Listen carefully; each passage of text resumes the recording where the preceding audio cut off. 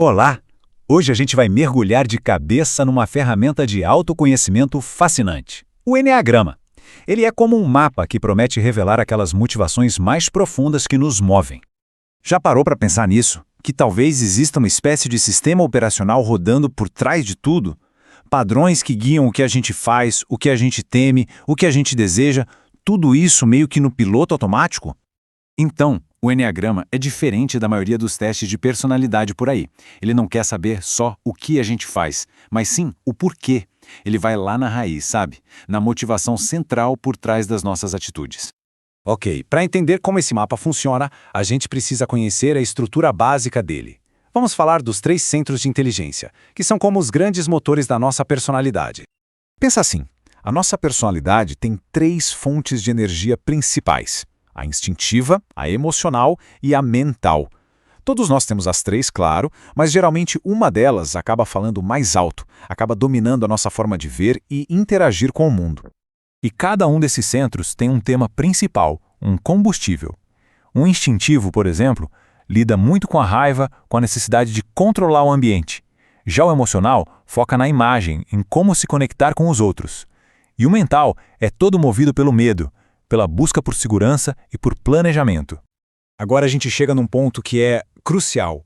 A ideia de que cada um de nós, de forma inconsciente, desenvolve o que a fonte chama de vício emocional.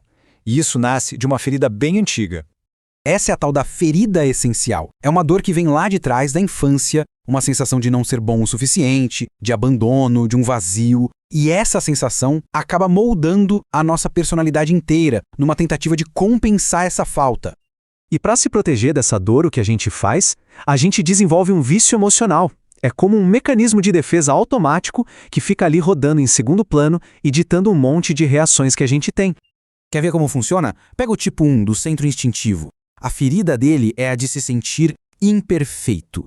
Isso gera uma raiva interna, um vício que ele reprime e transforma numa busca incessante pela perfeição.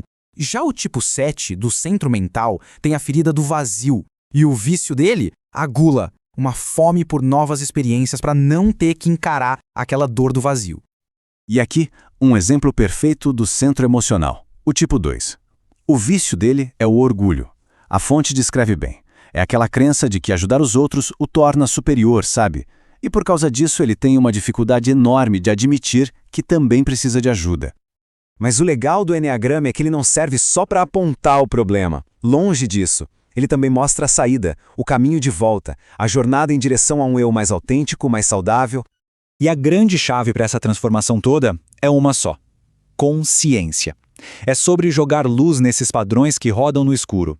É literalmente sair do nosso lado sombra e ir em direção ao nosso lado luz. Olha só, como essa tabela ilustra bem essa transformação. A raiva do tipo 1, quando trabalhada, vira serenidade. O orgulho do tipo 2 se transforma em humildade. E a gula do tipo 7 pode dar lugar à sobriedade, que é essa capacidade de estar bem, de se sentir satisfeito no agora. Beleza? Agora que a gente passou pela teoria, vamos para uma parte mais, digamos, prática e até um pouco mística. A fonte nos dá uma ferramenta bem curiosa para a gente descobrir um arquétipo pessoal. É um cálculo que lembra a numerologia. É bem direto. Primeiro, a gente soma todos os números da data de nascimento até chegar a um dígito só. Depois faz a mesma coisa, mas separado. Soma os dígitos do dia, depois do mês e por fim do ano. O exemplo na tela ajuda a gente a acompanhar o passo a passo. No nosso exemplo, de 25 de abril de 1982, a soma de tudo deu 4. Esse seria o eneatipo principal, o do individualista. Mas o legal é que o cálculo não dá só um número. Ele dá o tipo principal, que no exemplo é o 4, e também os arquétipos complementares.